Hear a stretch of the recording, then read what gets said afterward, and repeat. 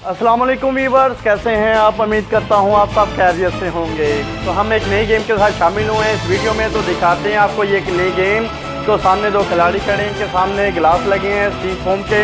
तो शुरू करते हैं इस गेम को, तो आप भी देखिएगा। तो 3, 2, 1 स्टार्ट। जिसने सबसे पहले गिलास एंटर कर लिए, जिसने कर लिए 7 गिलास हैं।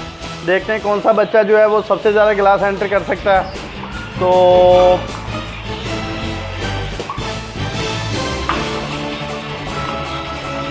शाबाश, पकड़ते जाओ ना, वो भी जो गिलास गिरते हैं वो भी एंटर करते जाओ। पता लग जाएगा फाइनल में किसके गिलास कितने ज़्यादा हुए हैं। शाबाश शाबाश। तो आप देख सकते हैं,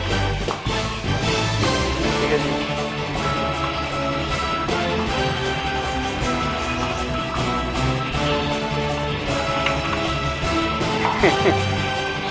शाबाश शाबाश शाबाश, जल्दी जल्दी करें।